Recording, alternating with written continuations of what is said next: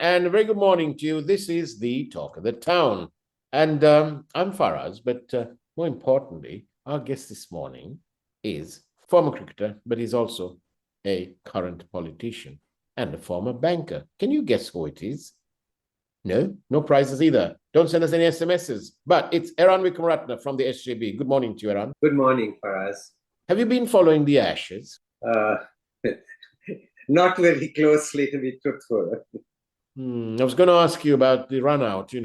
I think the whole world, even Romanians know about that run out. Still, anyway, Eran, the problem is this. Do you think that this president can pull Sri Lanka out of this mess? Because, you go to anywhere in Colombo and there are the types who say, oh, Sri Lanka's all fine now.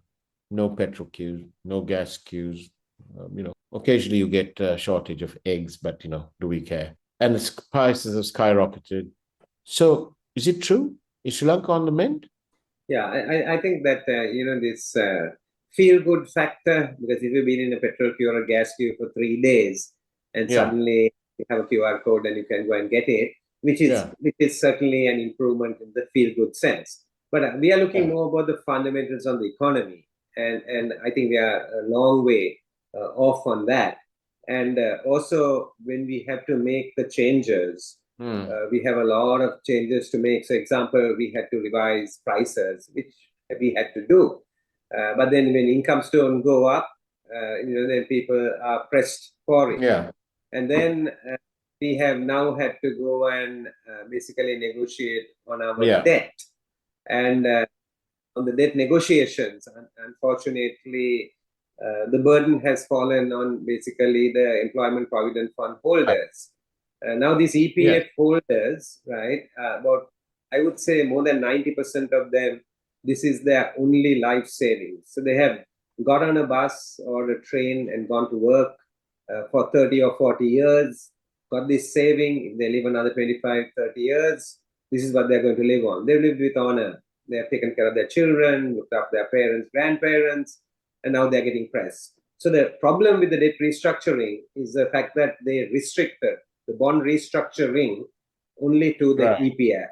So there's an equity issue there, whereas private people benefited from it. If you're a private investor, a hedge fund investor, corporation, you benefited from it.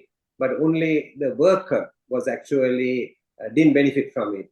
And then also, the one of the reasons given was you need to protect the banking system. Of course, right? You need to protect the banking system. So you have this whole balance about justice. And who benefited from that? Shareholders of the banks benefited from that. You see, and they got windfall gains. So I think that in resolving Sri Lanka's problem, there has to be a balance between making the right decision. Economy can't be divorced from politics, cannot be divorced from social cohesion, right? And not create a social instability. Those who think that, this is the way to do it and you don't have to be concerned about social cohesion are going to make a mistake. Because this is a country which has had violent uprisings in certain cycles, and therefore we need to be very conscious of it. And we need to be seen to be fair and just in the economic and financial decisions that we take. Well, thank you for that, Eran. But I was also thinking, when you sit in Parliament, and I know that you're not a sort of pompous man and all that business, but, when you sit in Parliament, in a moment of reflection, do you look around you, like that? And do you think to yourself, how sad, more than 3/4 of these fellows don't know jack about the economy? Have you ever thought that? Well, I don't necessarily think that they all need to know about the economy, but there are some things they need to know about. That is what is right and what is wrong. They need to know some basic things on